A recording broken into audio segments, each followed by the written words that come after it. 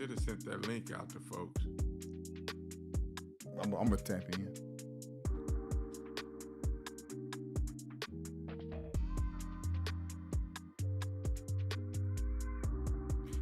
You rocking with your boy Blastoff, man. CJ Stroud, the most hated man in Houston, Texas. We tap into that and more, man. Special guests on the show. We rocking, baby. Ryl Texans Talk. Coming soon, 5 minutes. We rolling. Already.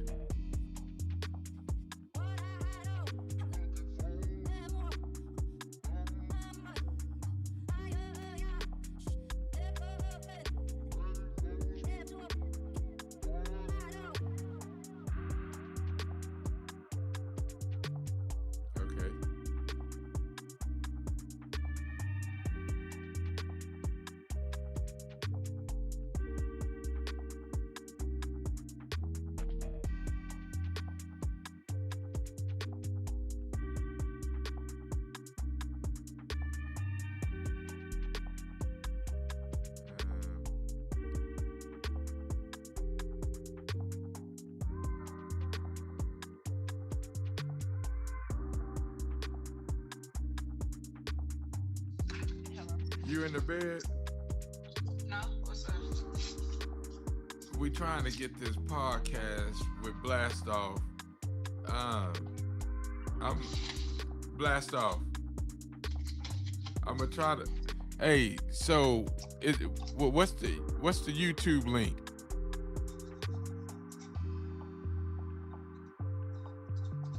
Yeah, because I'm gonna send it to my sister so she can hear it to see if she hear an echo when we talk.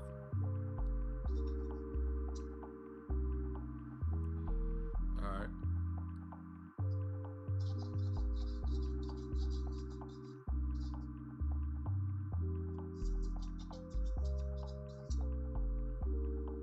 Yeah, just send it to, yeah.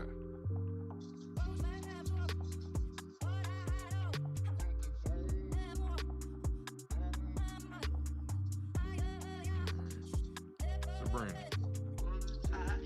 Hold on. Let me see. Go to your messages and see if you see that YouTube link.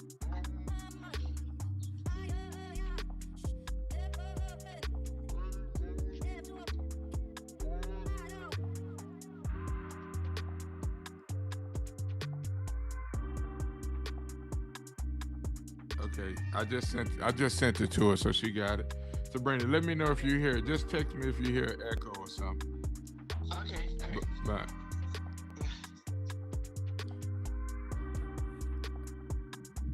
I think we good, B.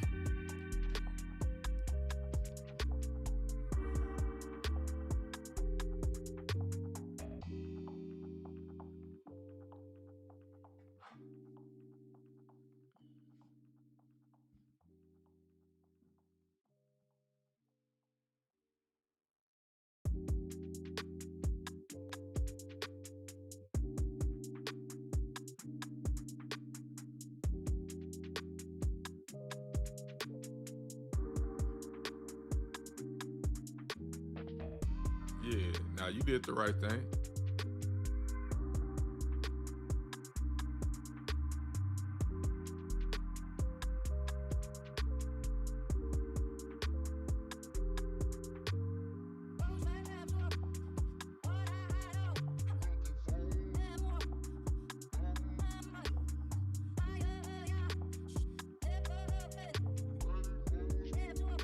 Yeah.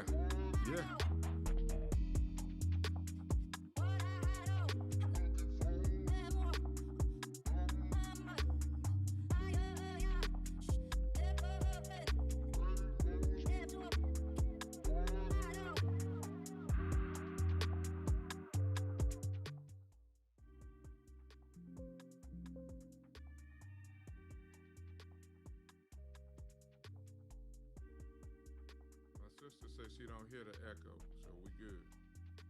Yes.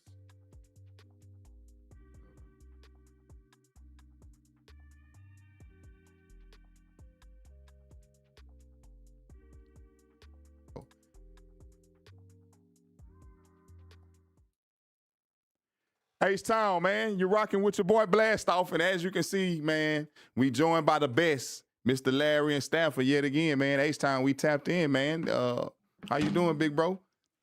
You know I'm good, B. You know, it's still going through that last stage of the profile, man. I think I'm through the grief and anger portion, and now I'm at the resolved and ready to move on portion of it after the night. And you know what, man? The city, you know, I had never seen. Nobody saw this coming. So guys, you rocking with your boy Blastoff. This is the Ryl Texans Talk. Sorry, we just got into it, man. But you know, I got my one of my big brothers, man, that become a big brother to me, man. OG Larry and Stafford, man. The Texans, very well known, respected, you know, sports personality, local sports talk. He calls in, man. He gives his 2 cents, and everybody taps in and they listen, man. And you see him all over Twitter, TikTok, you know, man, wherever you catch him, Facebook, man, he's always spreading that game about all of Houston sports, not just your Texans. But yes, man, sir. You know, we going in today, man. I want to cover some things, man, about, you know, what happened this past Sunday. How did we get there, and where did we go from here? And you know, starting with the fact that the Texans lose 28-16 to the New England Patriots in a shocking fashion. Nobody expected this to happen the way that it happened, you know. And I think that if I don't know about you, Larry, but it's just the way that it happened. I think we could have took a loss had it been had it not happened the way it happened. Basically, with CJ kind of taking the brunt of the blame for what happened, because this team was ready to go. I had been predicting the whole season that we were going to go all the way, and it was the chips had failed, and we were there. We had it all laid out. It was there for us to go all the way. And for some reason, he turned it off. He forgot who he was, and it's like all of his mistakes that he had, he compiled them. All the mistakes he was making throughout the season, the bad reads, starting from, I'd say last season, Larry. Last season, I say those bad. I'd go back to the Detroit Lions game last year. You know, when he gave that game away, we were winning that game. Yeah. He made those boneheaded throws, and I think he threw an interception to Joseph. But it just compiled, and it just seems to be something going on since I think he's shell shocked from the line. But you know, man, you got it, man. What you think, man? What do you think about what happened and where we ended up, man? Well, first off, B.A. man, you know, it's good to get in with you, man. Absolutely. Coming out of the fog that I've been in since Sunday, man, and you know, I've been trying to chop it up, man, and just talk about it, man, and get it off my chest, man, and I just didn't even allow myself to think them boys was going to lose to New England, man. And then because everything had been, like you said, had been set up for us to be able to go up there and get that win and, you know, get ready to be able to play this weekend, man. The level of disappointment that I had watching that game, man, the way that it unfolded and how it unfolded is just something that's going to stick with me for a long time, man. And we're going to get into our thoughts about it, man. But I can just say to you that, hey, you good, baby. Hey, check it out. Hold on, guys. We got another special guest tapped in, man. Hey, let me fix your camera, man. This is good. This is gonna be a good show. I'm trying to tell y'all, man. Blastoff, we blasted out. We got it rocking, baby. We got it coming, man. Let me pull you in, man. We gonna pull in a special guest. Okay. Okay. What up? Don't even sweat it, man. Don't even sweat it. Nah, it's catching all of us, baby. You doing all right? Let me get you in there, man. Let me get you in there. Hold on, guys. Y'all give me 1 second. Give Blastoff 1 second. Let me fix my camera. I gotta bring my guest in here, guys. It's gonna look a little weird. Y'all tap out for a second. We rocking with a guest. Special guest here. All right. We bringing him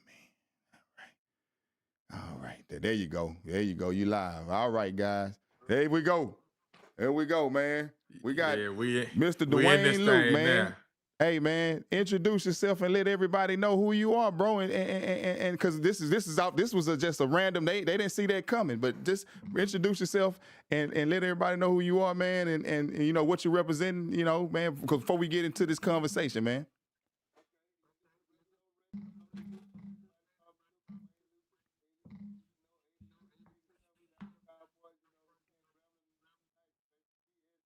Yes, sir. Hey man, we honored to have you too, man. Hey, you know what, man? I feel like this. I had to get this together, man. When I met you, man, and we vibe, man, and we had good, man. We've been linking up, talking, man, and making little planning the hangout and stuff, man, and get the fellas together, man. But I knew, man, just to get two OG perspectives, man, on football, period. And sports period would just be, enlightening for the people that love the sport and fans and things of that nature, man. So, the topic of the day, if you hadn't caught on to it, is we're going to tap into what happened. They say they can't hear you, brother. Oh, okay, hold on. Let me fix your mic. Yeah, let me set your mic up. I got you. They say they can't hear you. I got you. 1 second. Okay. I got you, Luke. Hold on. Okay. Mute desktop, mute output. Okay. You good? Good? Yeah. Okay. Say something. Pass Let me make sure your mic is activated too. Okay. Can you say something? Can y'all hear? You got me? Can y'all hear him? Can you hear him? Hello? Come on. Testing 1, 2. Can you hear? I Can know hear I him? can hear. I Yeah. got you, my brother. I got you. Okay. It's Can all y'all hear him? good. Can you hear him, Sabrina? Is that the name, Sabrina? Can you hear him? Yeah, I see she come yeah. in. What she say? Can she hear him? No, she said we can't hear him. Oh, Yeah, I she can Hold on, just hear said. stand by. well. Hold on, let me fix that. Your audio. Okay. And what I may do is send you another link too, because it's For me? something. Yeah, I may send. It was something about these links, man, that been acting up. And Okay. how did you join? Because we can I hear you. came in the way you sent it to me on your They asking you to say something. Let me see, Brian. Say something, Luke. yes. Yeah. I wonder why it ain't outputting. Okay, here we go. Luke monitor off. Monitor and output. Let's try that. Let's see how that works. Am I straight? Am I hitting something? They go to mic every time I'm on because I keep going green. Yeah, you on. You definitely on. Okay, he coming But they back. let me know that I'm on. Okay. Yeah. I tell you what, they say it's very low. That might be something. Let me set Okay, you. well, let me see. They say it's very low. They can hear you, but it's very, very low. Okay, try that out. All the way up. Okay. Can you say testing 1, your boy Blastoff? We see your comments, Sabrina. We appreciate you tapping in too. We see your comments. Can you hear me now? Can you hear the guy? It's something with the internet or something, guys. But I see your chat. Yeah. It's good to see your chat up there, first of all. Okay. It's good to see Brina chat up there. Okay. What I'm going to do, Luke, is I'm going to send you a new link if she can't hear you. Can you hear him, Brina? If you can hear him, say something. You got to say something, Luke. Hey, love. Hey, Miss Brandon. Hello. It's coming through. It's coming through. We see it. Yeah, everybody on here. I think it could be with her. I don't know. You know how this internet stuff go. Yeah. I tell you, man, them she gerbils say I be hear in you and Larry, overtime. but I can't. Oh, she say she hear me and Larry, but she can't hear you. Oh, Lord Jesus. Okay, let's see. Let's try this out. I tell you what, brother. What I'm gonna do is What you got working with, man? Come on. I'm gonna send you a new link here, and you rejoin. Okay. I'm gonna send you a that's not gonna mess up. Just we good with that, right? Yeah, I'm gonna just send you. Oh, she said somebody say it's all fine. Hey, Brandon, can you hear all three guys? We just trying to check the mic, bro. We're just trying to check the mic. Can you hear all three guys, Brandon? Can you hear all three guys? Oh, they say they can hear you now. Okay, we good. All right, we Okay. good. Okay. All right, guys. All right, let me.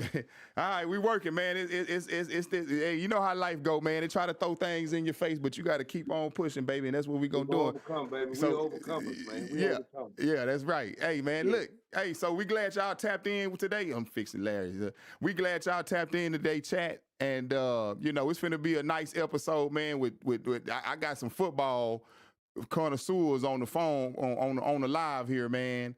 And you know, we excited, man. And as I was saying, we introducing ex-NFL player, ran 86, 87 with the Cowboys. And hey, we ain't hating on them boys. Hey, we ain't hating on them boys, man. You know, a lot of people might have turned out. Hey, stay on the chat, guys. Hey, man, Don't tap out the chat. Don't tap out the chat. Stay on cue, baby. I got something for him, baby. Tell him stay on cue, man. don't tap out the chat, man. It's all love. We gonna show love, man. Yeah, that's all love, baby. See, that was doing my time. Yeah. I don't know what's going on right now, man. You know what though, man? We the city, man, is and I know this. So let me ask you this: did you watch this game this past weekend, man? Yes, sir. Every bit of them. Okay. Yeah. And what was your take on it? Which one we speaking about? I mean, Did only you one watch that it, man? This is a hold up time. I see. Hey, what them boys do, man? They come in here, they confused. Man, you know we Houston Texans over here, baby. well, listen. you know, I had my little D'Amico Ryan jersey on, baby. You know, Okay. I Well, represent. there it is. Yeah. Don't get it twisted now, my brother. You know what I'm saying? I represent, but I'm not sure where the topic is at. But if y'all want to talk about H-Town and y'all want to talk about this thing that they figured was a debacle for this kid, man, let me tell y'all something. To play this game, you got to understand this game. This kid only been in the NFL 3 years. Yeah. Now, here's my take on it. What we saw, I felt like for some reason I think the stage was just a little bit too much for him. And I think he just was, he was just miscombobulated, man. The boy looked like he just wasn't in the game. He just really just didn't look like he was all there. Yeah. You know? Yeah. But then you got to look at the whole platform of this thing, man. You know, I know everybody talking about, don't pick up his fifth year option. Why not? Why not? Yeah.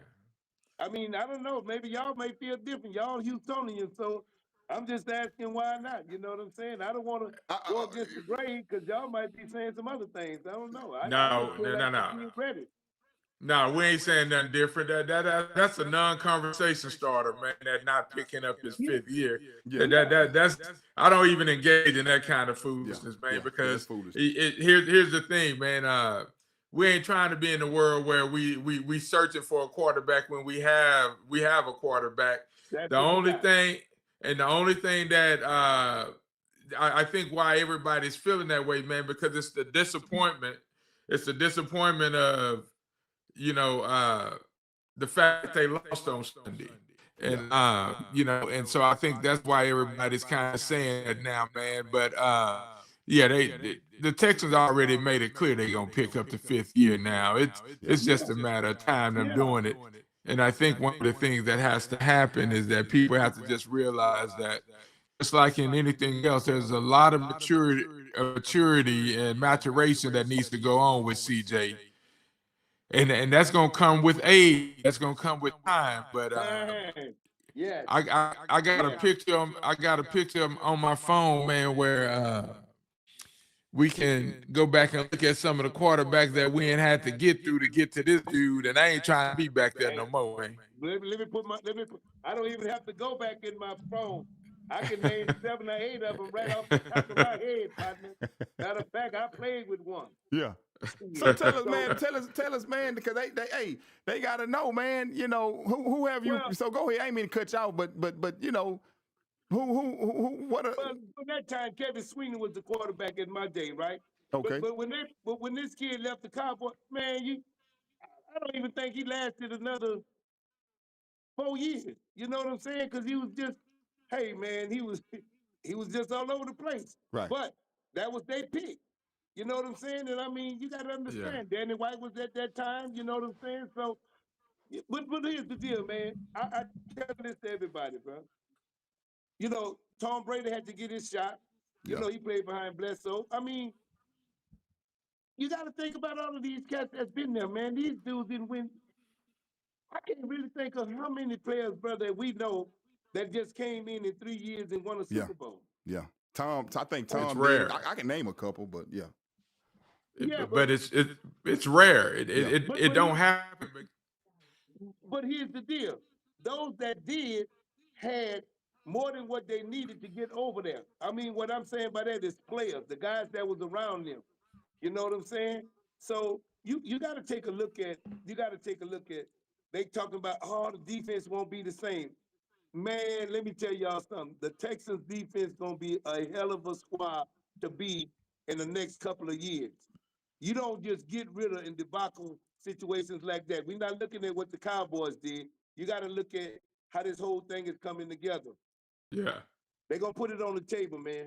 And they're going to pay Will. They're going to pay these boys, man. And I'm telling you guys, I think the Texans are going to be around. I think this kid have proven himself to me that 3 years straight, coming into the NFL, this kid has taken you guys to the playoffs. Come on, bro. Yeah. It don't always happen like that, Doc. Yeah. But we gonna get it. We'll get into the conversation about who they gonna pay and all this. But let's just recap what happened on Sunday, man, and what we saw. Okay. And everybody was locked in on this game, man, because we had realized that the Texans had been on that 10-game winning streak. They had beat Pittsburgh Monday night, and they was on their way to New England, man, to go up there and try to get a trip to Denver. And if you remember the start of the game, man, CJ's first pass was that they did that bootleg or rollout, and he missed Hutchinson, or he threw that ball in the dirt, man, or whatever it was. It was wide open. It was wide open, right? And even just from that throw, I thought, I was like, okay, man, you can't miss that kind of throw, man, on your first play. I mean, that's a cakewalk throw, right? For a professional quarterback. Right. And so I think just from that point moving forward, it just seems like that he was just a little bit off on his game. And so you could see it happening on some of the other throws. They were high or he missed or whatever. So just like Luke said, man, I just don't think that he was locked in where he needed where he needed to be in terms of being locked in. And I think that I'm not sure if the moment was too big for him. I just think that it's just one of those things that sometimes when you get in kind of games, and like you say, Luke, with that kind of pressure, man, you're trying to overperform instead of just doing the basic stuff at the kind of level that you're supposed to do it at. And so then when you get to pressing, that just makes the game harder. And so I think that's kind of how it all went down, man. And, just from a fan perspective, man, the disappointment of it is that even as I sit here tonight, I still don't think New England was the better team. No, they wasn't. They absolutely wasn't. The New England was not the better team. And so I think that it's just going to linger with Texans fans and people in this city that's been here and has been longing for a Super Bowl for so long. It's just going to linger about the missed opportunity that the squad was going to be able to give the city finally by just getting a chance to go to the AFC Championship just to see if they could get to the Super Bowl. But as far as the quarterback and the play in that game, there was a lot of different things that went on in that game that should not have happened at that level. And we'll touch on all of it, but I can tell you my disappointment has been with CJ, and I understand. And if you are anybody that truly understand how this whole thing about life works, you know that when you 23, 24, you at that level where you still trying to develop that maturity, man, because it normally hits you by 25 where you link in and you go, okay, I'm starting to understand some of this stuff and I can get rid of some of the childishness and the lack of maturity. And now I'm becoming what I'm designed to be. And I think that's where we at with CJ. Yeah. And you know what, man? I went over that, and it's you hit that. I want to tell you, I'm gonna go on into that. It's the lack of maturity. Because we can go back. Yeah. If you watch that Pittsburgh Steelers game, CJ played. He didn't play his best game. So my question is, I didn't like it when I saw this at the game. You know what I'm finna say? Why was you at the end of the game taunting with the fans? You mad? Like, come on, bro. Did you see that? Like, why? I mean, I get We saw it. Why you stoop? You let the fan. In my opinion, that's our job. I don't see Mahomes doing that. I didn't see Brady doing that. I didn't see Josh. Maybe they have, but for you to not play the baddest game as you played, and you go walk off the field like it was your reason, there was the defense carried you, man. The defense saved us to save the city that night. All year long. And you go out and you it tells me your first year you wasn't locked in after you went rookie of the year. Then you putting yourself, it's kind of embarrassing. I'm sorry, guys. We keeping this real today. To me, it was embarrassing that you your rookie year, you put yourself top 5. And you put yourself like 3. You Mahomes, I think you said Allen, and then you put yourself like 3, like bro, and then you start wetting the bed your next 2 years. It started to slip last year. It started to show signs of like, well, what's going on here? And then you in turn, you come out here and you on the podcast and things that first year, and you didn't lock in. And I think he heard the noise, and he got himself right this next year. And the brother is smart, man, but you just can't.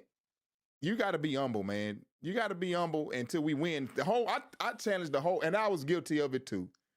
We have fans, and especially in my opinion, to me, Larry, I think us as Houston, Texas fans, a lot of us, man, we be expecting things, but we ain't won nothing yet. We ain't won nothing, but we be big-headed and this and this and that, but we ain't won nothing yet, man. Let's Well, that's just part of the game, man. But what I can tell you is this: is as far as that, him going back and forth with the fans. Again, it goes to the point of maturity. Yeah, there's a certain way as a leader of men that you supposed to carry yourself, right? And you got out of Pittsburgh with a win. It wasn't your cleanest game. It wasn't the best performance by the offense, which we had seen them struggle all season, just being consistent with their play. Right. You just walk off the field and you tip your hat to the rest of your squad that got you through that game and on to the next one. But again, when you 22, I'm not going to beat up anybody that did some silly stuff at 22, 23, because your boy had been in Carol's at 22, 23. Yeah. And did a whole bunch of silly stuff, man, or the main event or whatever we was doing in the H, man. Right. So, but again, I don't expect this. I don't expect him to be like this at 25 and 30. You see what I'm saying? Yeah. And as far as us not having won nothing, that's what the whole anticipation about this game was about for us, is that it was an opportunity to be able to exercise these demons that we had carried around this city for a long time. That's it. And so we was just trying to will our way into it, because we saw that we had the pieces to be able to really do something special, man. And so that's where the disappointment is. But just overall, with a lot of the things that went down in that game, it always going to start with the quarterback. Always. It just is, man, because he controls the way that game goes, right? And one of the things that I've been on point all since that game ended, where my disappointment was, is that I don't understand why nobody else on that team went over there and shook his ass, man, and told him, hey, man, okay, you need to tighten up, man. You need to pull your head out and get over there and let's get this thing win, because we still in this game, but you acting as if we not. But who do you feel, whose job was that? Because I go offensive coordinator, not to cut you off. No, go ahead. Coordinator should have said something to him, but at the same time, I'm looking at D'Amico Ryan, and I'm looking at a coach of coach. I'm looking at a man of man. I'm looking at I'm looking at the head of the whole, Yes, sir. the whole thing. So I felt like this my point of view. I felt like D'Amico should have grabbed him and pulled him to the side and say, "Look, kid, okay, look, hey man, however our relationship, they got their relationship and they got a good relationship. And he should have pulled him to the side and he should have said something to him. But not only should he say something to him, his offensive coordinator should have got deep into his ass. I'm talking about deep. Like, look, what's going on, man? Look, you okay? Listen, take a moment, relax. We here. Yeah. Bring this thing back to where we need to be. And I'm telling you, the way he played, it's like when the camera got in his face, y'all saw it. When it was like he just was like, I couldn't understand the look that I saw on his face was like, like it's not like I don't give a damn. It was kind of like, man, what could I'm telling you, I felt sorry for him. I'm like, he looking like, man, what could I do? I think that's part of it. Like, man, these are warriors, man. No, to me, I get it, and maybe it's cold-hearted from my side, but and he is young, so I mean, we gotta go back, and we don't know how he was upbringing. I think he was brought real well. I think his mama took care of him. I know his dad was out of the way sometime at some point. I think I met his mom. Mom was a great lady. I told her so. Great lady raised a great son. But at some point, you can't. You got to man up. You represent. You are the face of this team, bro. Whether you like it or not, the quarterback usually is the face of the team, and you already you put yourself out there when you were. You put yourself out there when you were putting your name all on these podcasts and going around on the world tour with Michael Parsons and doing all this, but let me just say something. What you said, I want you to scale back just a little bit of something you just said. When he was doing all of this stuff, see, when the leaders step up and take the leadership role, see all of that other stuff, as a quarterback, I'm telling you, I've watched some of the greats. They push that shit to the side, Doc. He should have had his boys. I'm talking about the minute football was over. You got the top receivers in the NFL. You got guys that you're supposed to be able to lead. I didn't see that from this kid, man. I'm telling you guys, I didn't. You didn't feel like he was locked in. You didn't see him. And that's his rookie year, his post-rookie year, Larry. The year after he got that dude was not locked in like he should have been. I didn't feel like he was locked in. I didn't feel like they had that communication. I didn't feel like, because I'm looking at something like you say, Larry. It just didn't look like no connection on the sideline. Right. It looked like, really like, come on. I mean, I know his receivers is hurt, but you set this kid up and then you tear this baby ACL up, man. Come on, man. You know what I'm saying? Now you got another receiver down. So and for the record, he talking about Tank Dell, right? No, he's talking about Cade Stover. Who was you talking about when you say he told? No, the defense. I mean, the tight end. Cade Stover in the game in New England. They say it's minor. They said it's not big as it thought, and they said that Dalton Schultz was minor. But I thought you were talking about Tank, but that wasn't his fault. That was Bobby's.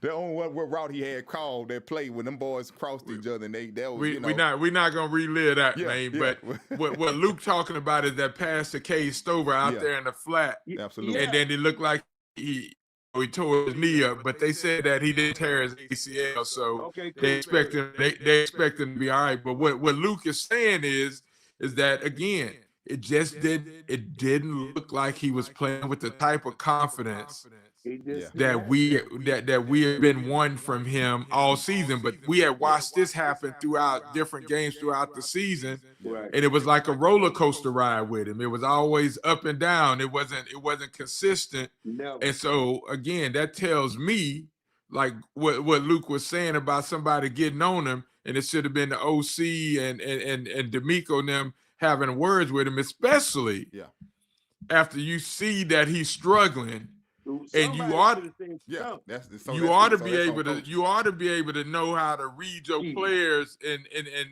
Come none on. of us are body language experts, except we all are body language experts, because when I see my son not acting right, I know that I need to go pull him to the side. Hey man, come here, man. I need to holler at you, man. Yeah. Because I need you to tighten up, because you out here and you got to be able to perform, because it's a mental thing. But not only that, there has to be, we all play sports, man. Right. But your Right. teammates have to be, there has to be some dogs in there that go get Yeah. you too. You know who was Because mixing? I know Joe was mixing. Mixing probably would have Yeah. snatched up and snatched something like, bro, what you doing? He was the Yeah. one that pushed them to start scrambling, Yeah. if I'm not mistaken, right? Oh, yes, sir, he did. Yeah. Yes, Yeah. sir, that's what I'm saying. It was like nobody took to him to say nothing to this kid. I'm watching him sit on the bench, and I'm like, Yeah.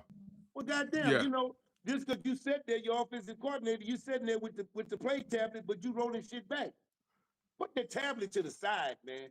Exactly. What's going Yeah. on, young man? You know, Yeah. Yeah. put the tablet to the side. Let's talk about where your mental capacity is at right now. Are you Yeah. in this game? Because apparently, look, these cats is fighting with you.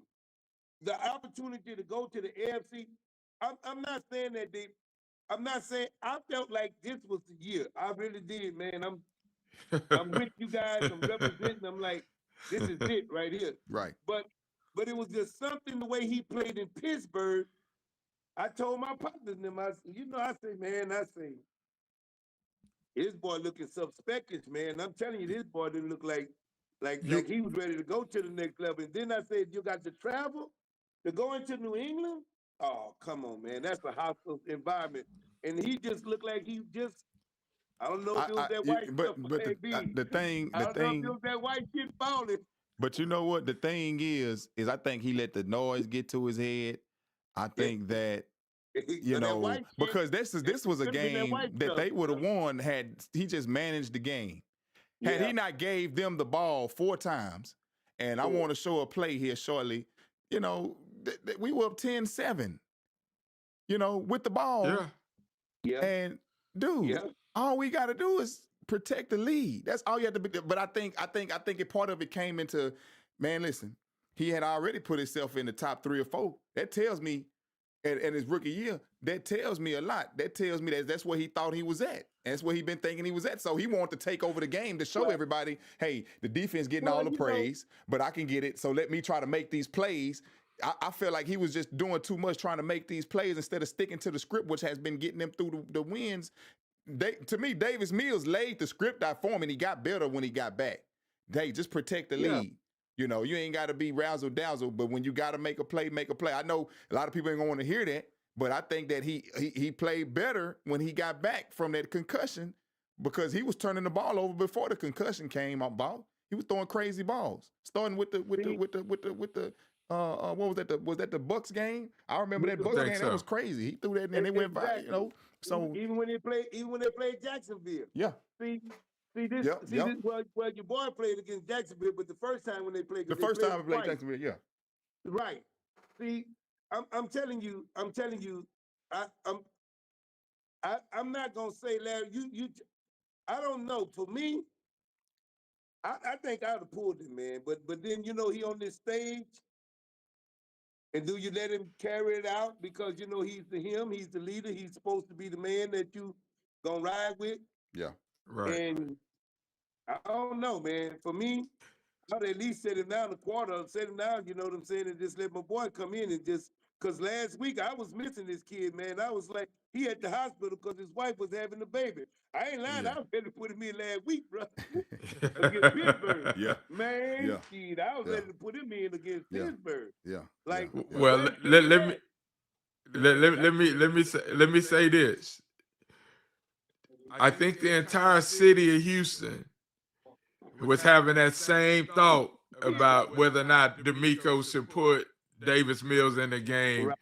Right. I understand both sides of it. I understand why they didn't do it, because once you do it, you can't go back to him. Right. And so then is that going to be, if you're saying that this is your future quarterback or whatever, Right. So I get that part of it, but then I also see the other side of it is this.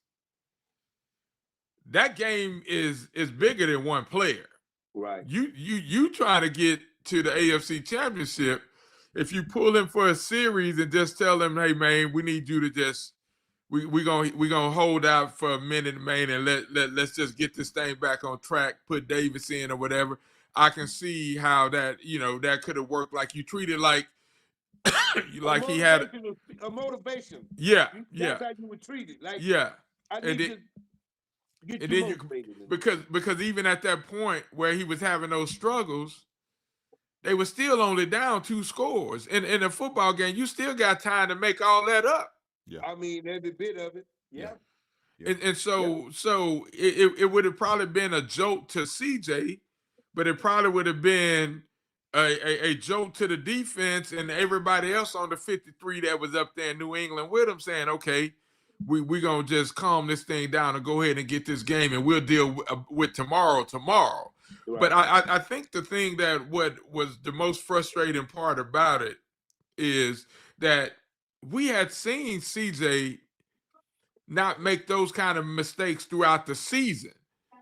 But the last 2 games, the playoff games, it's like he just regressed on the turnover part of it. Right. And I think Blastoff, what you were saying about him trying to be the superhero or whatever, I think he may have pressed, man, because I've rewatched the game multiple times.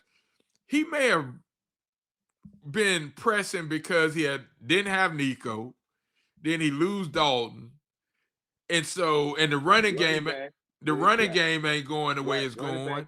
Running back ain't doing right. And then Big Trent Brown ain't in the game. Exactly. So he's looking at all these variables, right? And he going, okay, I'm gonna have to perform even better than what they expected me to do. Because you and I, me, Blastoff, Luke, all we saying is don't turn the damn ball over. Yeah. That's it. Right. If you don't turn, if he doesn't turn that football over, I was pissed off. Take a sack. Yeah.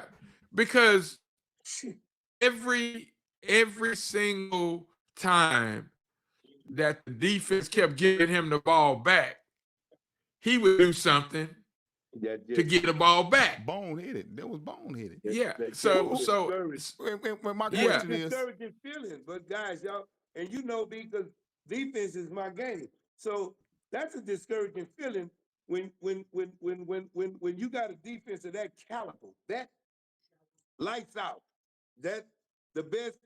I'm not gonna say that they're gonna have. I really believe in my heart that they're gonna even be better. I think they'll be better next year. I really do. But because they're gonna, please believe me, B, it don't take a household name to come in there to build a reputation for yourself, because guess what?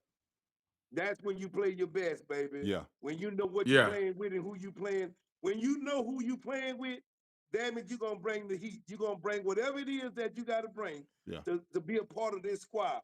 And I really think and I believe that they're going to be, the defense going to be all right for the Texans. But I believe that.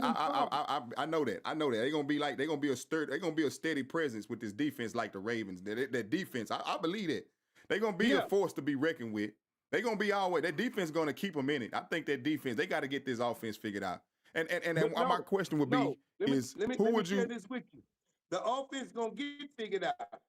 This year, it's not gonna be that attitude. Well, see, I'm telling y'all, to look at this kid's face, he was, man, within himself, I'm telling y'all, you can see it, that he was hurt. He was discouraged. He was like, look at myself. I'm looking at him and I felt bad for him, man. I'm like, he looking at himself like, damn, man, what is he to himself, he like, damn, man, what am I doing? Like shit was wrong. Yeah. And I believe in my heart that this kid, this year, he gonna work hard as he gonna work. I believe, as hard as he's ever done. I just believe that he's gonna line his boys up Yeah. And he gonna be like, listen, Because I think wouldn't of give a this. damn if we go to Oxnard. I wouldn't care where we go. CJ ain't Wherever never. they decide to go. But I believe he gonna get them boys I together. believe He it. gonna keep them together. Cause he ain't never. And I I think he don't gonna think go he's to ever work. experienced this low. Have you think he? I don't know. Is this should be a wake up call? But has he ever experienced a low this low? Like, what you think? Because who? Well- What about Gerard Johnson? Where was he at? Ain't he his inside ear guy? Well, again, these are the questions that you're asking Right. are gonna be asked all off season about season. what it's gonna be like for that internal conversations that they're gonna be having Right. with the offensive coordinator and the quarterback coach. Right. Because what you're saying, has he experienced these kind of lows? I'm sure he has. I mean, he's always been a winner. Yeah. But at some point, what we saw in this game, just in this particular game, the moment that his confidence left, Yeah, he was done. he couldn't get it Yeah, back. he couldn't get it back. He was done. And there was nothing that was though. And said, there was hey, nothing that there was Larry, nothing you that was saw going to be able to pull him out of it. Right. Larry, you saw it. I'm telling you, you couldn't help but to feel a certain kind of way. I'm telling y'all, man, playing this game, you looked at him and he was like, boy, he felt like shit, guys. Yeah. Man, the kid felt like, what else could I do to make this thing even worse? And I'm looking at him, and I'm in a way I'm feeling sorry for him, but then in a way I'm like, D'Amico, shit, look, hey man, you all in. You the head coach. You know what I'm saying? Like, maybe you need to just take him out, maybe for a series or two. Let him regress. Let him rethink this thing. Let him you know what I'm saying? Yeah. Pull himself back. Yeah. Because now, sometimes it takes what it takes. We seen it happen in the NFL all the time. Hell, look at how many times they pull Russell Wilson. Look how many times they pull your boy. I mean, it happens. But at the same time, in my heart, I just believe that this kid, this year, is going to be willing to work harder than he has ever in his entire life worked. With his receivers, with his whole offense, he's going to be able to, now he's going to be, at this point, he know that he needs to be the man, the leader. Yeah. Get in their ass. I need you to block. God damn it, I need you to goddamn protect my right side. That's the way he's supposed to come now as a quarterback. He's supposed to come to them now. This is the year that you regressing. Now you tell them, it ain't no more bullshit. Yeah. Let me lead this team, but I need you guys to do this for me. And you and know that's the only way, if he don't step up and demand what he wants out of his offense, the same thing we talking about now, we'll be talking about it again next year. Well, I think what we can't lose sight of is what you said earlier. This is only year 3, CJ, right? And so he's gonna take some time, because I heard D'Amico say it, I heard Caserio say it, and I think I heard CJ say it. He's gonna take some time. He's not gonna be able to escape what happened in New England, right? So he's gonna have to take a deep dive into his mental psyche, and then he's gonna have to realize that, okay, if I'm going to be the leader of this football team, because the quarterback is the leader of the football team, period. All or nothing. Come on, Larry. I'm gonna have to make the internal commitment myself that what I'm feeling after what happened in New England is never gonna happen to me again. All the great ones do that. All the great ones do it, right? And so, and just in our lives, our own personal lives, we see things that we know that can make us better when we do stuff that is just off kilter. And so then we have to look at it ourselves. I think what's going to happen, this is just my opinion on it. I think as much as he tries to block out what everybody is saying, he's not going to be able to block it out, and that's going to be the motivation that's going to make him, like you say, Luke, just make him push himself to the level that we've been wanting him to be at, even though he's still a young player. You don't give up on no 23, 24-year-old quarterback Man, that's a kid. with that skill set. You just don't do it. Even though as bad as this loss is, you don't do it, because here's the thing. If you want to be in the market for a quarterback to play in the National Football League, then you also are saying you want to be in the market for a team that's not ready to win. And the Texans are ready to win. Right now. So Right now. he's going to be getting back pieces that they're going to be adding back to this program that they was missing, that's going to be able to help him get to the level he's trying to get to. It's not just only a CJ thing. I can tell you right now that I was pissed off about a couple other play calls that they did also. You know, because in the snow and in the rain and all that other stuff, you shouldn't be throwing the football 47 times, man. You just shouldn't be doing it. That's putting everybody in harm's way, because the elements and everything comes into a factor. But now, if you're gonna tell me that I'm gonna do that and not have both of my primary receivers, that's a difficult road to travel, man. So I think there was a lot of things that went on, but just CJ is just going to have to grow up, and I think we're going to finally see that. I'm making seeing, because again, he ain't going nowhere. He ain't going nowhere. So you might as well just hit your wagon to him and hope and pray that he's going to be able to start getting a little bit more of that maturity that we're looking for. You know, if I had one thing to say, so basically, I'm just not trying to misconstrue what you fellas saying.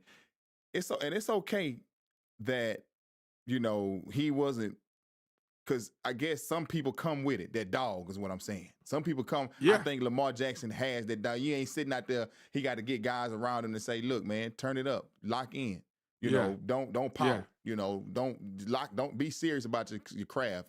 So are we saying that we just need to get other guys around him? He's one of the guys that you got to get somebody around him and pump him up to do what he got to do. I'm like to because how can you put a dog? How can you at 20, he 23, 24? Can you put that element that he's lacking in him?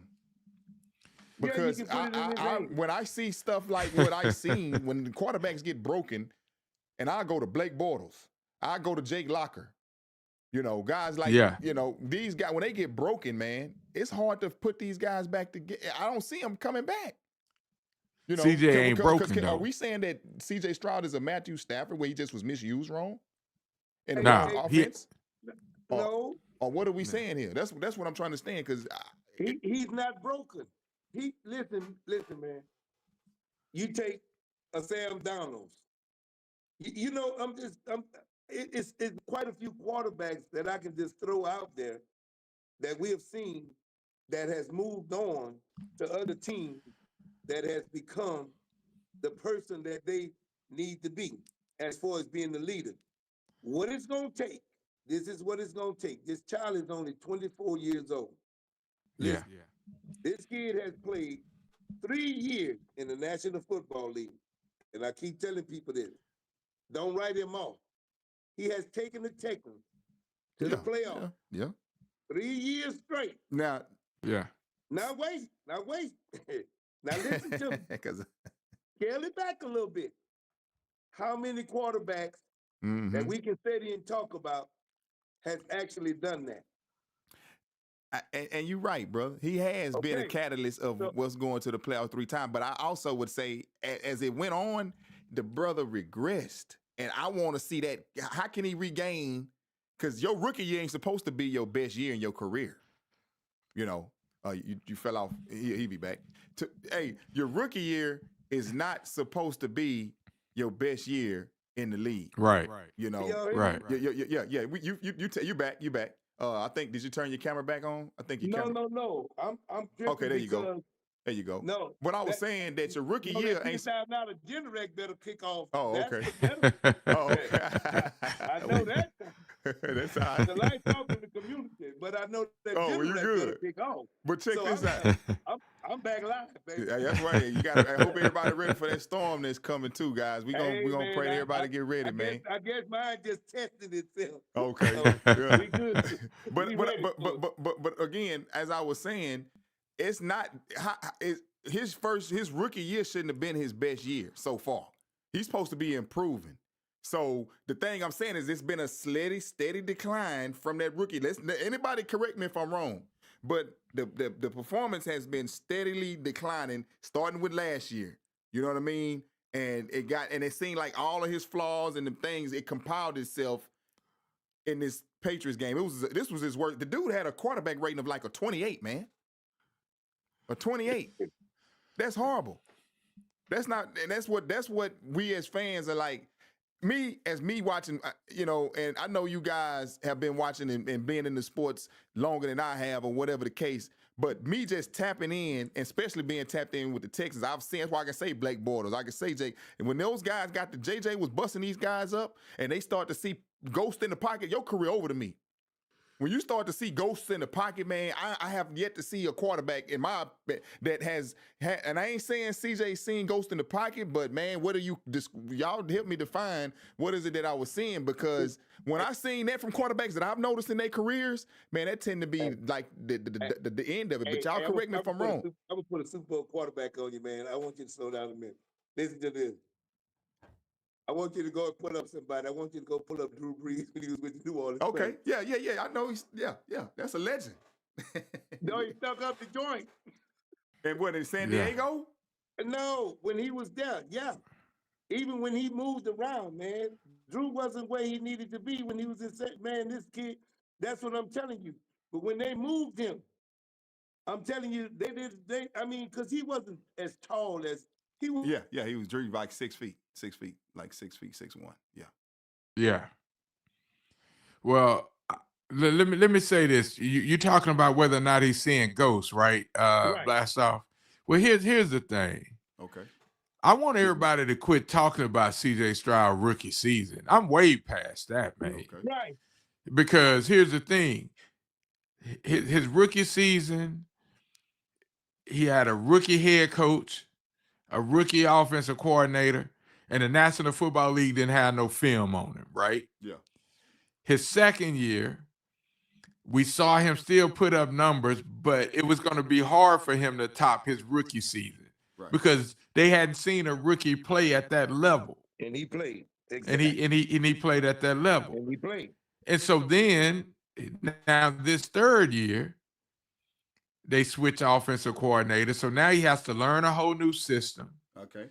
He has to he's playing the game without Tank and Brevin Jordan and Joe Mixon, and the offensive line was all over the place. And so all of these challenges that he faced, then he got concussed and he was out 3 games. And so all these challenges that he faced has to be put in the context that he has to be able to have the opportunity to have learned from all of this, right? That's because if he went through all of this and ain't learned from it, then we're gonna find out real quick what he's really made out of. So what does that look? What time frame does that look like? I know he's still young, but and you can't get rid of a guy that took your team to the playoffs 3 years in a row as a rookie. No, you definitely can't. He's allowed to grow. He's only 24 years old. He's allowed to bump his head and grow. Well, what's your just trajectory is my question. What's your trajectory? But you're saying what that time frame looks like. Well, that time frame looks like he's on his rookie deal. Right. So he'll be going into year 4. Now, whether or not they extend him or not, they're gonna pick up the 5th year. What's your opinion on that extension? In terms of if they should give him the extension, I think they should make him wait till after his 4th year. Yeah. Because here's what I think they should do. obviously pay Will Anderson. That's just a Yeah. no-brainer. Oh yeah, no brainer. That's a no-brainer because he's a foundational piece on the defense that's going to be around for at least the next 10 years. Yeah. And nobody's going to argue that. Nobody would. So you pay Will Anderson this season, and then you go ahead and give CJ that pick up the 5th-year option, but you make him play his 4th year on that deal, right? And so then what you do is you start looking at what is it that we need to be able to do. I don't think it's necessarily he don't have the weapons. I think them young boys from Iowa State at wide receiver. I think Higgins picked up the slack in that game in New England. He was balling. Right. He was balling. So I think you put some more people around him.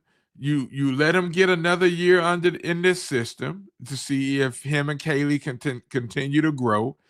I think they're gonna have some real conversations about, and I don't know necessarily if I want to see him leave, but they're gonna have some real internal questions about Gerard to see the quarterback coach. Exactly.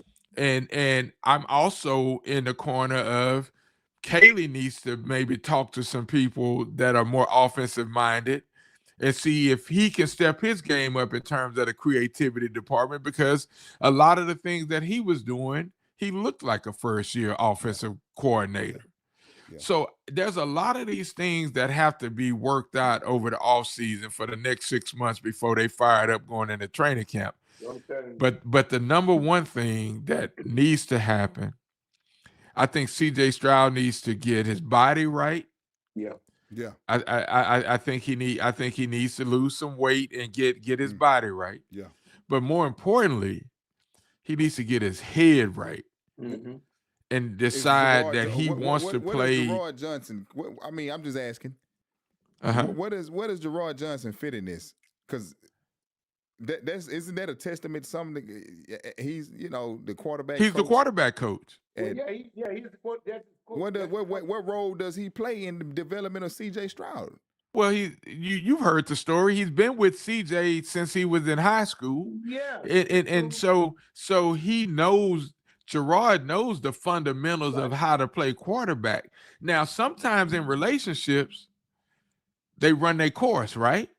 And maybe you need to put somebody else in his ear that is may see some other things in CJ that Gerard may not be picking up on because he's too close. Hey, brother, after 2 straight years of regression, we're going to call it what it is. First year dynamic, 2 straight years of regression.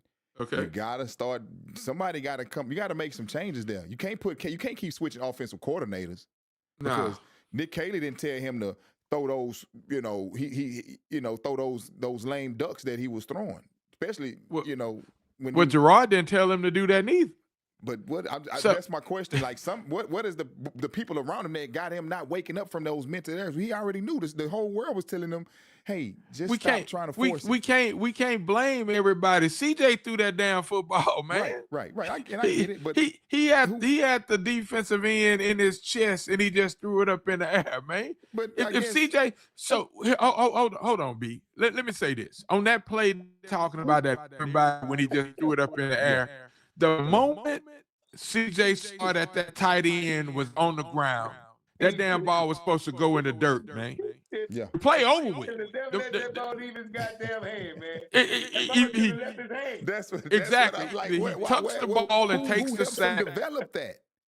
But that's not a developmental thing. That's a quarterback thing. That's a quarterback thing. Yeah. Yeah. He Blastoff. He's supposed to either tuck that ball and take that sack and start the play over, I know or he's supposed to throw that ball in the dirt.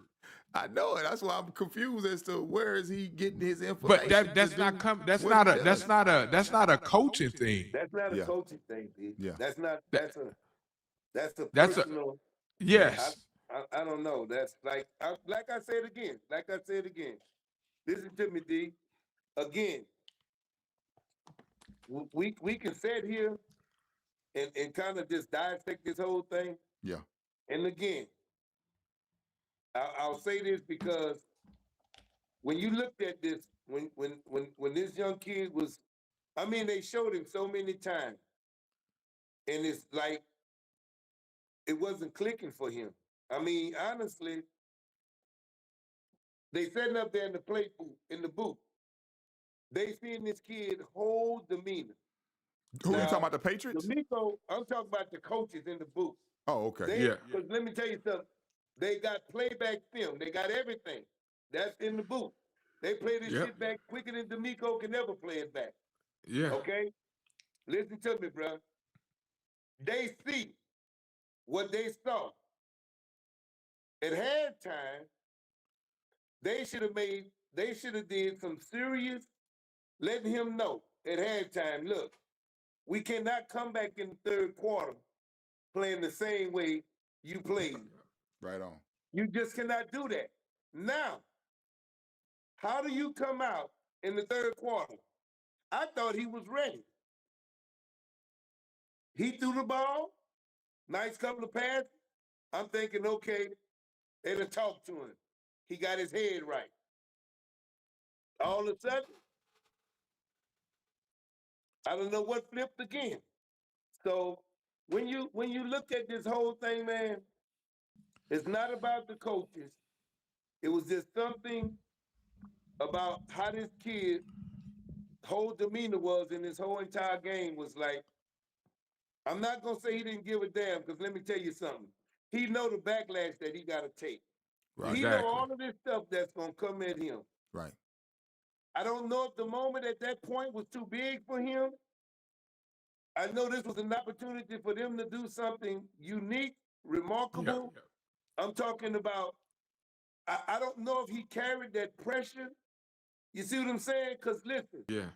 believe me, he had a lot going on with his mental. Right. It had to. That's up that because he's never played a game like that. It's in a Texas like, family. you know how it is. You know how it is. You know how it is when, like, because I'm hyped. Yeah. I talked to my son. My son is in college playing ball, and he know how. In a minute, I'm hitting here. Are you thinking? Yeah. Yeah. What's wrong? Get in this Yeah. thing. Get your head right. You know, in a minute. That's what I do with my son. But Yeah. we know that at that moment, just looking at him, it just wasn't right. And at that time, I just felt like coming into the fourth quarter, you should at least pulled it for at least a couple of series. Well, here's the thing. It was 21. It was 21-10 at the half, right? Yeah. And you getting the ball first coming out in the second half.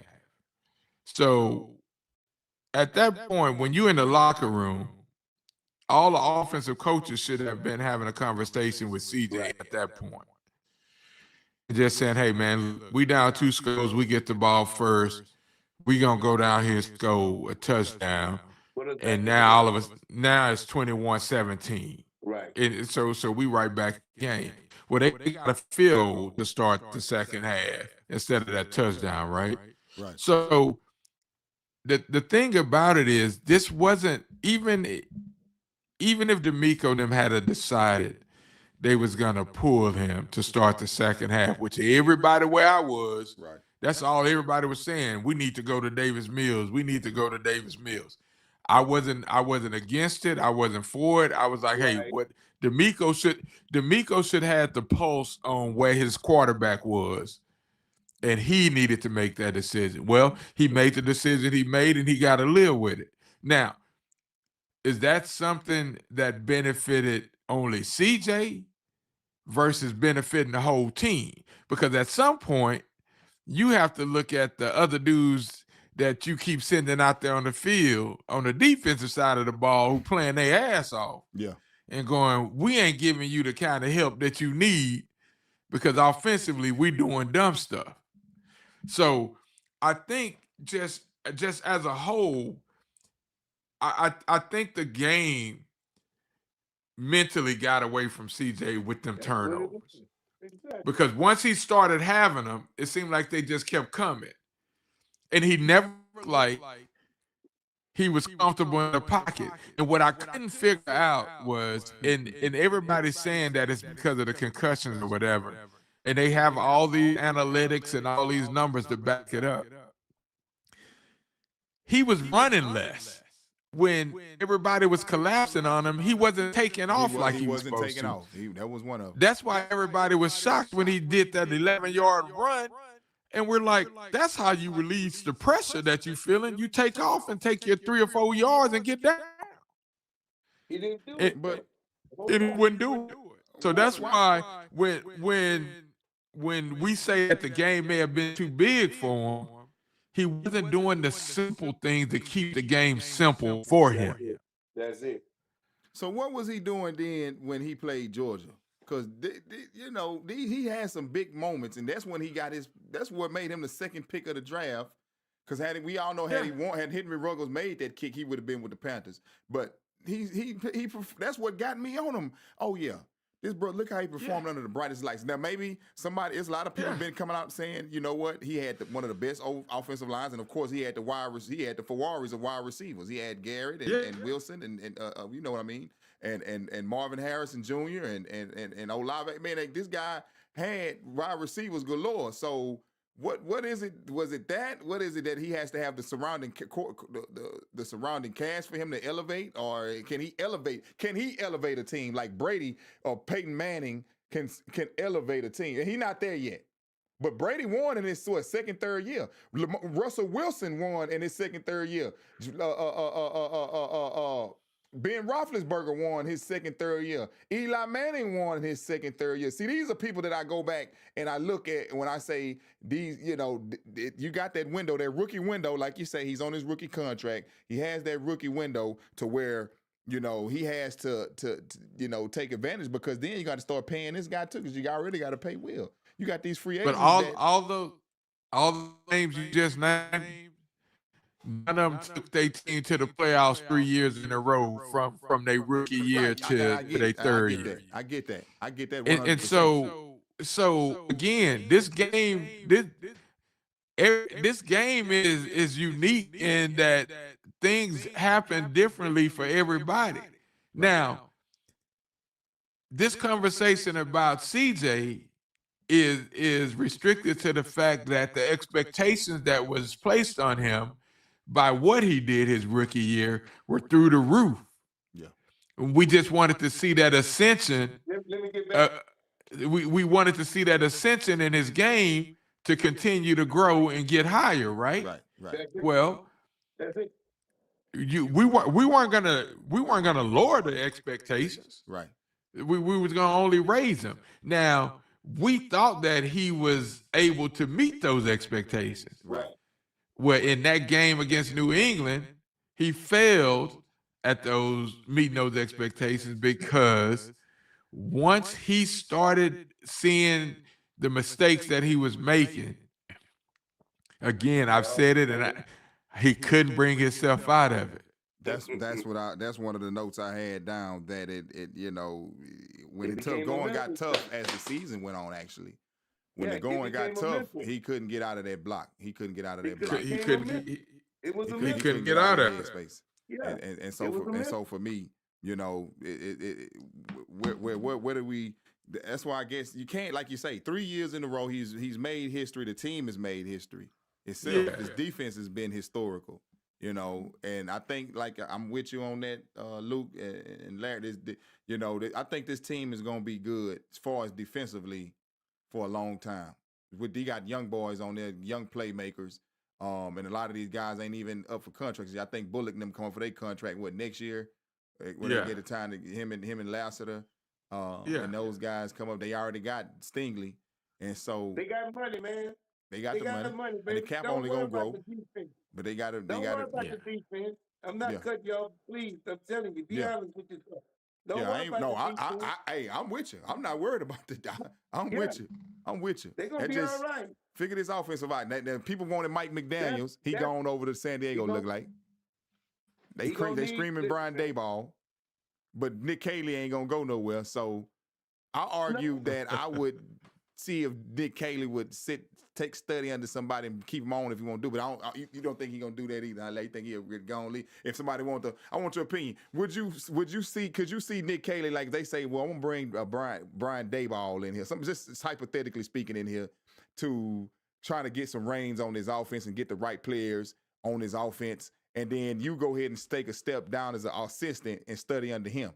Like that's one of the things I want to know. Like, would you? If you really want to mess CJ Stroud up, keep bringing these offensive coordinators. You change the offensive coordinator. I want you to say. I had to say that they brought Jalen Hurts in here now. Because that means everybody. It's not just CJ. That means everybody got to learn a new offense. Right. The internet. Okay, it's back. We back. Internet cutting up a little bit, man. There's something going on with the weather out here, man. I can hear it. I think you continue. Is it echoing B? No, you're not echoing at all. Yeah. No. The thing is that I think once we get past the disappointment of them losing this game, get a couple months away from it or whatever, right, and you start ramping back up for the 2026 season, I think what you do is you just go ahead and you allow this thing to start getting back together.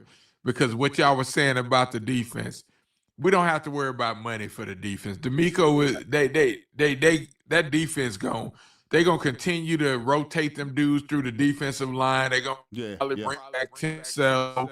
They're gonna probably bring back Rankins. Then there's other people around the league that want to come here that they're gonna be able to pay on 1-year deals or 2-year deals or whatever.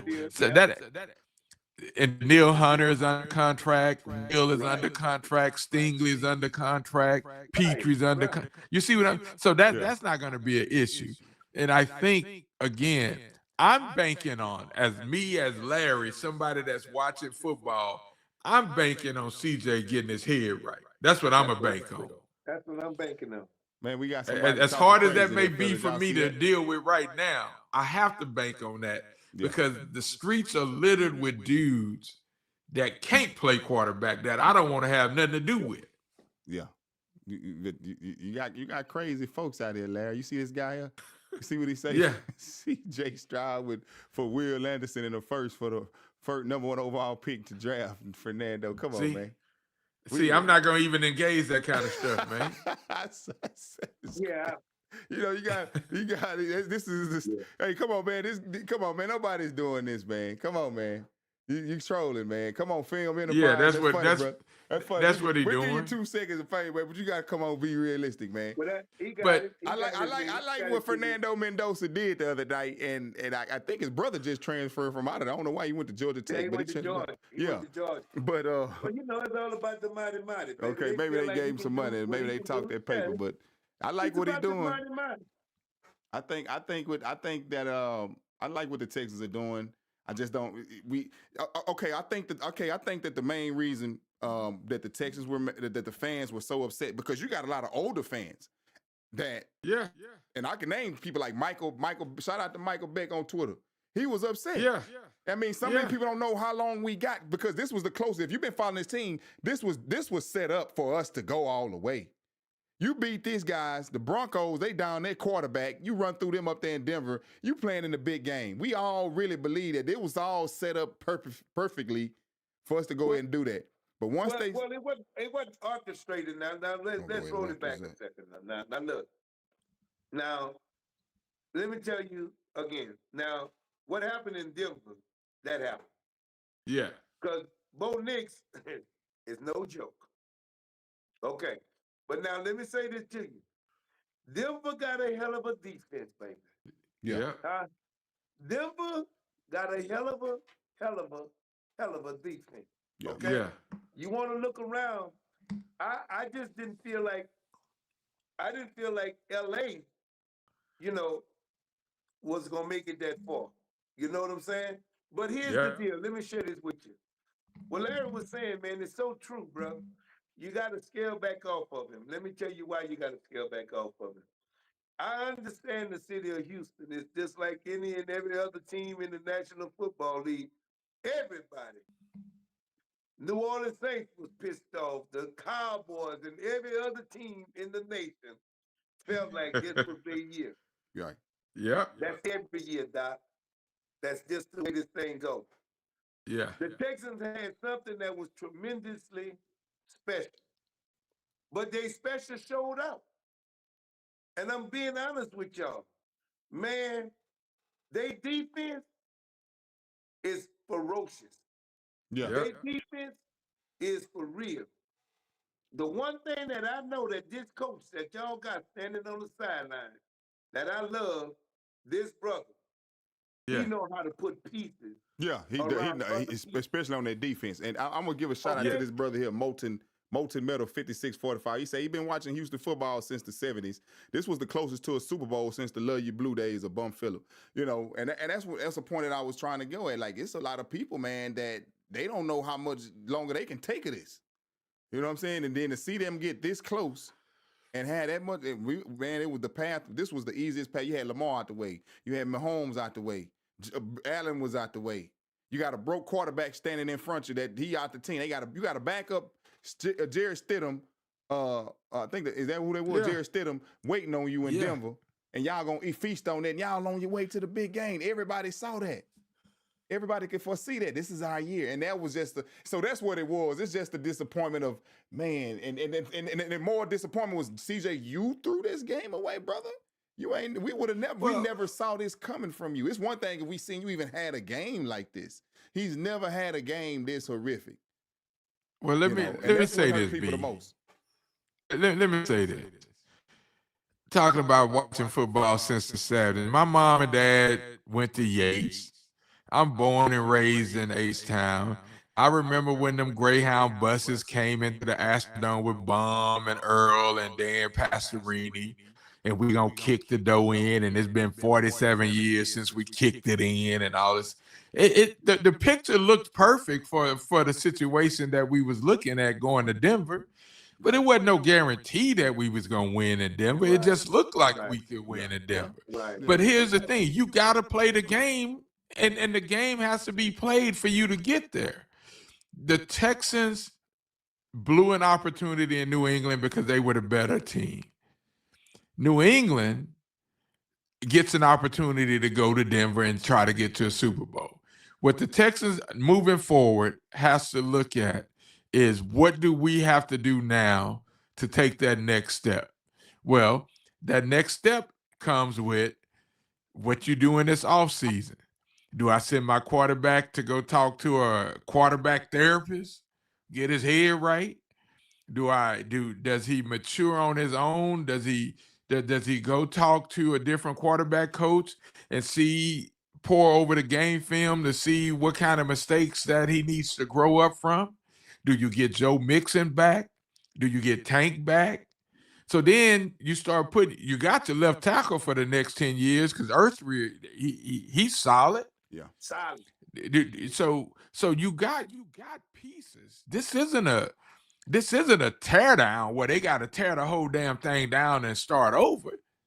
This is about, again, maturing as a football team happen in spurts.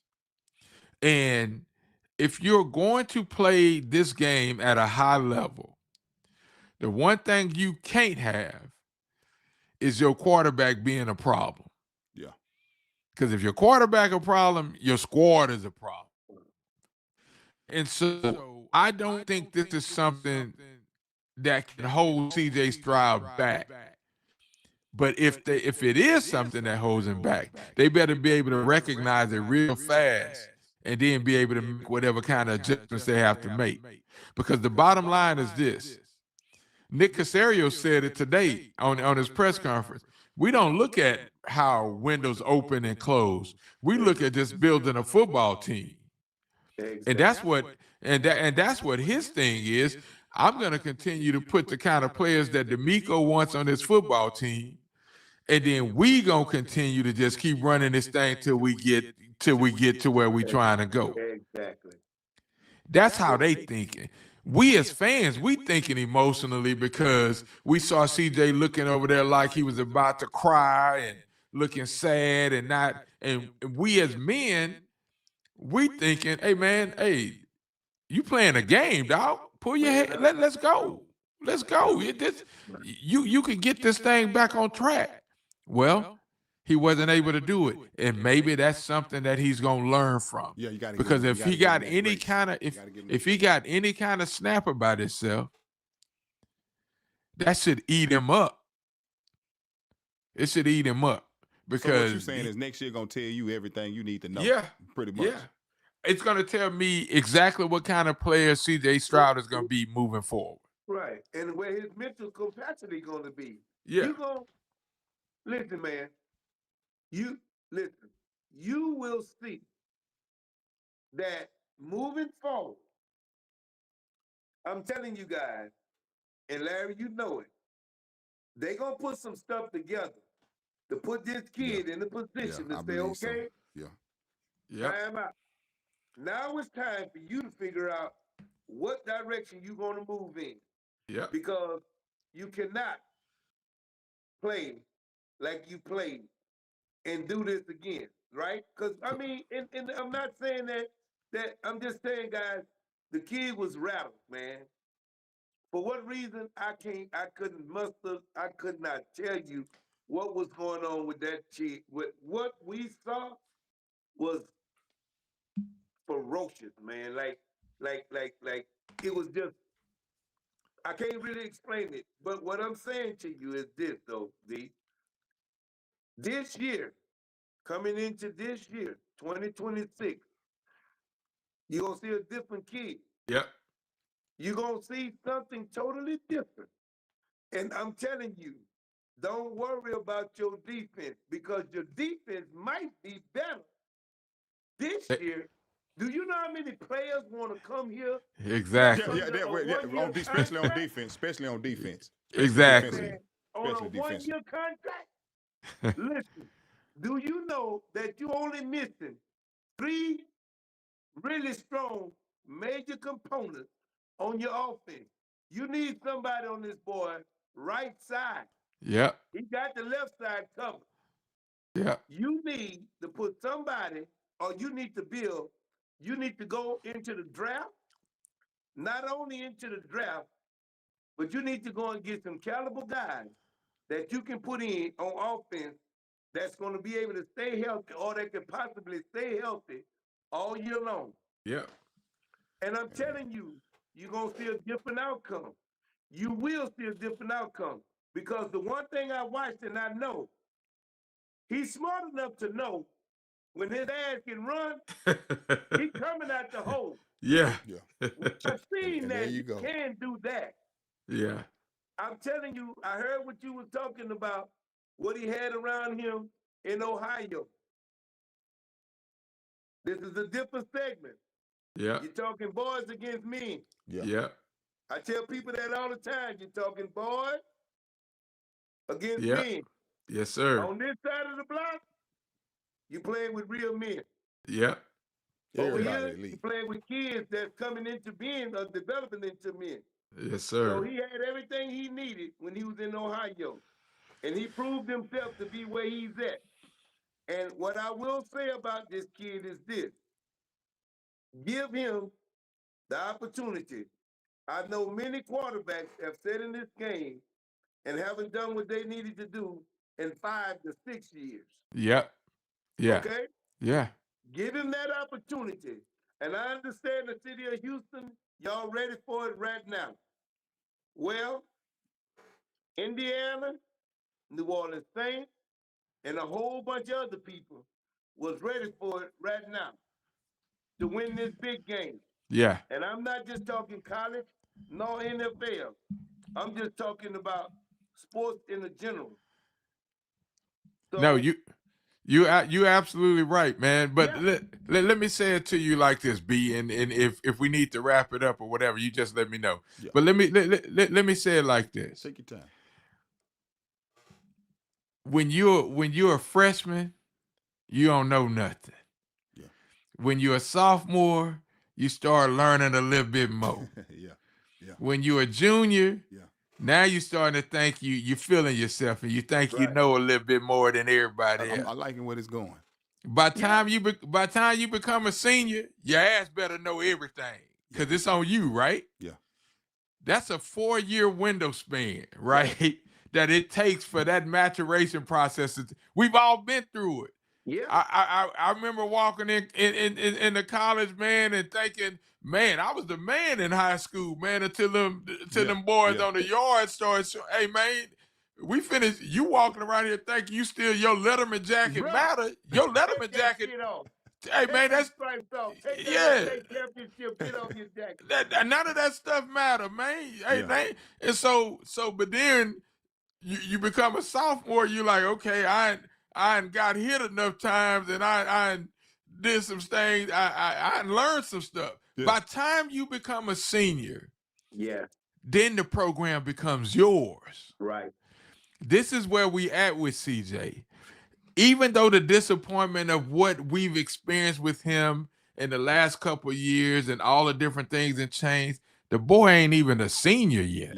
Yeah. That's why you give him his grace. You got to give him grace. You let him absorb this pain that he's feeling right now.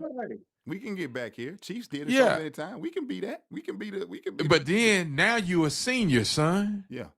Exactly. It ain't no more crying. It ain't no more. It ain't no more pouting. Take all that. Now all that shit is in the wind because you have been through. You have been through some things, so it's all on you now. Either CJ is gonna go one or two ways. This is his crossroads right here.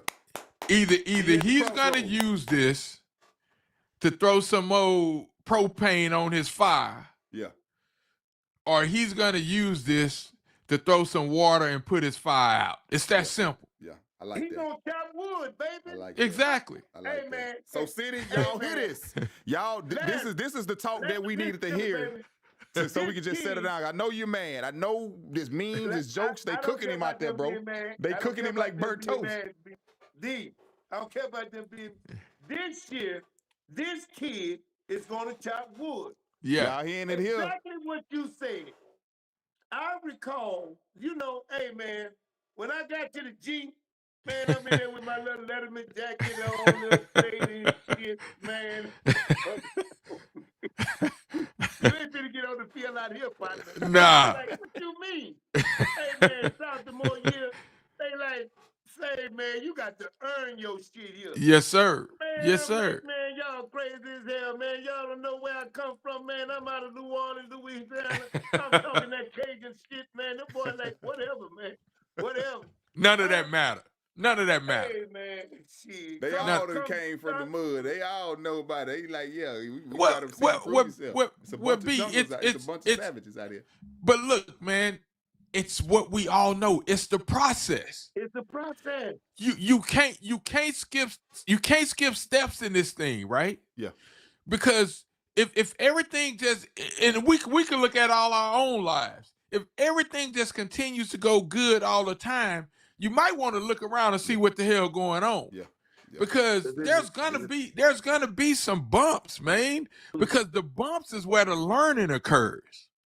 That's where you learn when you go through some stuff to be able to go, okay, I know what that feel like, and I don't want to feel like that no more. Right. And I know them boys told me real quick, hey man, just because you here, that don't mean you get to stay here. Yeah. You have to earn the right for us to respect you. Yeah. That's what they told me. Yeah. Yeah. And so how do you go about carrying yourself? Hey man, I can't sit at the head of the table, man. That's where the seniors sit, man. Yeah. Yeah. Hey man, you need to make sure that you picking up some of the stuff in the life. It's a process. And a lot of times now in this generation, everybody want to skip the steps in the process to get right to the top of it. You can't do it. Yeah. And I think what this part of the process is where CJ is learning, and he's going to learn from this, that I have to go through this thing to sharpen that iron for me and make my body armor be strong enough to be able to, because now all eyes really going to be on me now. Yeah. Yeah. And I just feel like his body armor.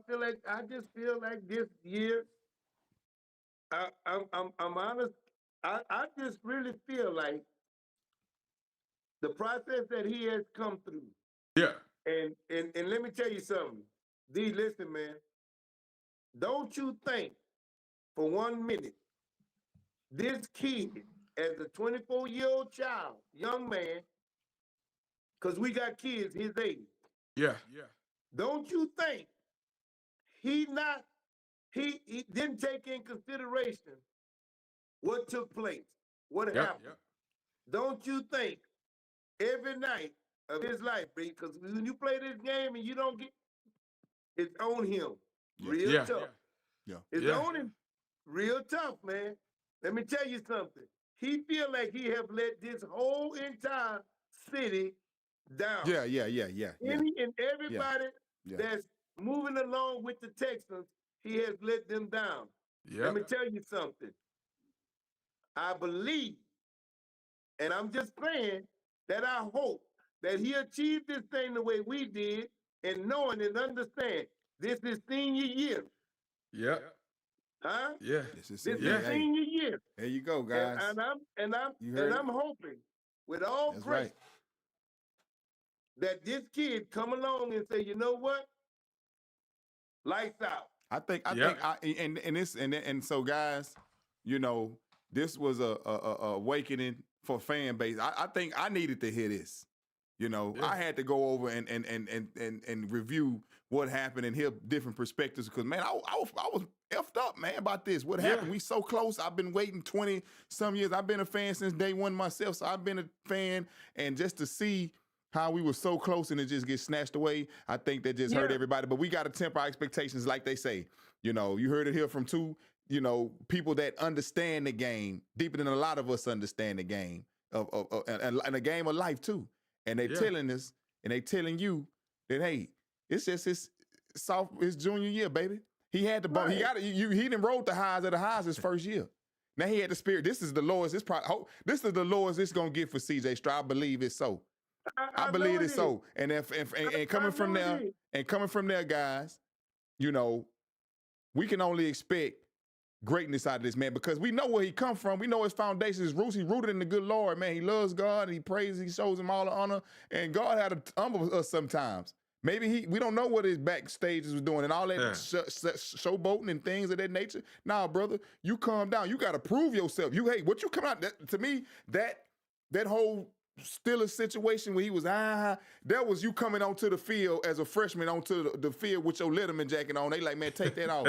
You ain't done nothing yet. And so with that being said, you know, hey, hopefully this is a wake-up call. This brother's entering into his senior year. And I think, like they say, the team around him is smart. The foundational organization is smart. And we're gonna leave it there, guys. You know, it's been a long night. And we got some good conversation in, and I thank you again, OG, Luke, Dwayne, Luke. Y'all had a stint with the Cowboys back in 86, 87. So he's touched the field. You got Larry, who done played the sports all his life. He done touched the field. He can tell you, they can tell you, man, what this you know game looks like internally from the inside of people's heads, from the inside of the locker rooms.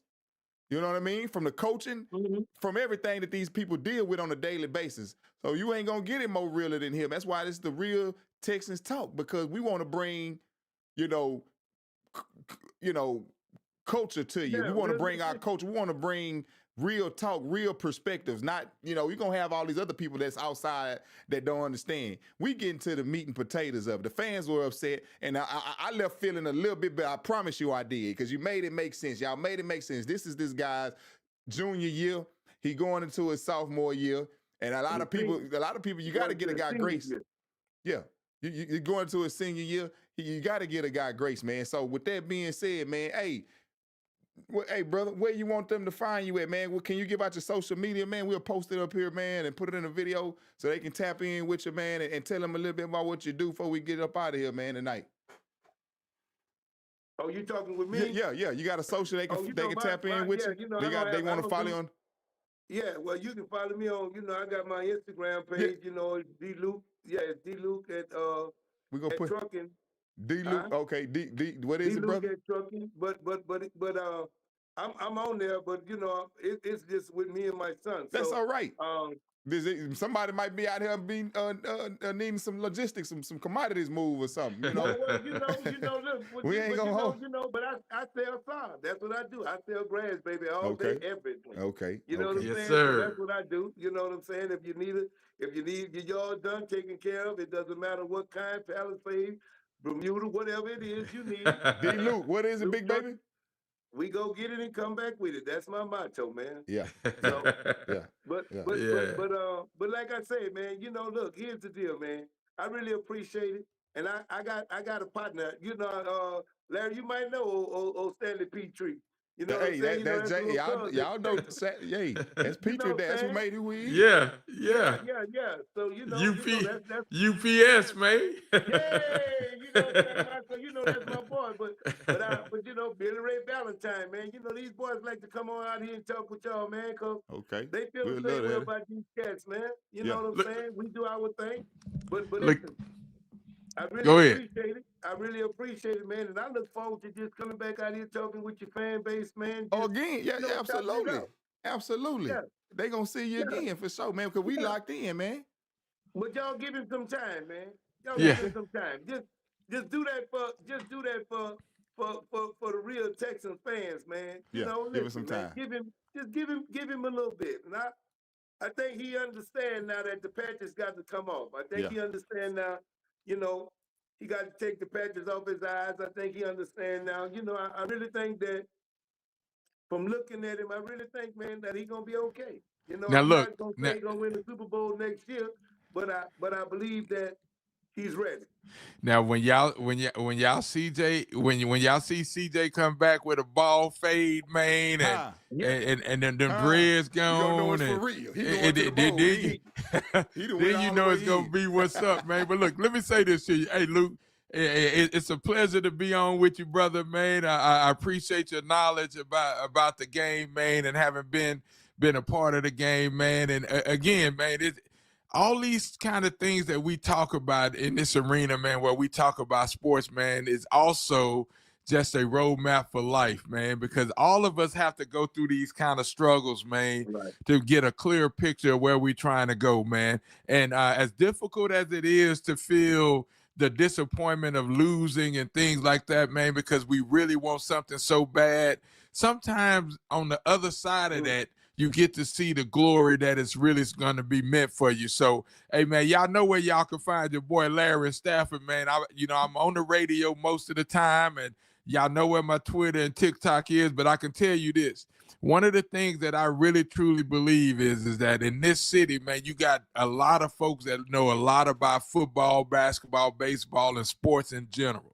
Right. But you also got a lot of people on here that can give you the game of life, man. And that's what I'm about, man. So, Blastoff, you know how I get down with you, man. I cut for you. Yes, sir. And anytime me and you get to chop it up, we're going to talk that real shit anyway, man, in our hall. Absolutely, man. And there y'all have it, guys. You don't get no realer than this. And it was a pleasure, man. Thank you, gentlemen, man. Hey, man, y'all don't know what this mean to me, man. I come up under OGs, and I always grew up one of them guys. I like to hang around the OGs or the people that were bigger than me, because, man, they ain't on that BS, man, and they going to try to put you on something before you run into something. You see what I'm saying? Yes, sir. They going to put you on something before you hit that wall, and even though we still would do it either way, that's just how you get it, man. And so shout out to everybody, man, that tapped in tonight and that's watching now, man. You see, you got a bunch of game here today, man. And I was encouraged to look forward of what we got going on forward in the future, man. And I believe what Larry said. You see that boy come back with a ball fade or something, hey, you might well book your ticket to the Super Bowl, baby, because we going all the way, man. But hey, thank you, man. Y'all will see these fellas again per usual, man, because we keep it real here, man. Real people gonna rock around real people. They like your energy. They like your spirit. They can see it's fake and real, man. So this is what this about, man. So y'all stay tapped in. We got more to come. I'm gonna be dropping more reels. I got still more footage and more reels. Y'all be sure to subscribe, like and subscribe. Follow the YouTube at Blastoff ENTCO, at Instagram at Blastoff_entertainment. At Twitter and TikTok. The TikTok new. Y'all start hitting the TikTok. I got a video on it that's been going crazy. It's funny, y'all tap out, man. CJ had everybody pissed at that stadium, so it was just breaking out left and right fights, man. So y'all go in there and tap out at Blastoff_ENT on TikTok and X, man. And again, till next time, man, you rocking with your boy Blastoff, where we got real takes from real fans, keeping it real H-Town, baby. This is the Ryl Texans Talk. Until next time, fellas, y'all be good, man. Thank y'all again, man, for y'all tapping in, man. And hey, man, y'all be blessed, man. Y'all get warm, stay safe out here this weekend. They say it's an ice storm. Everybody be safe and be prepared, man. Next time. Much love. Yes, sir. That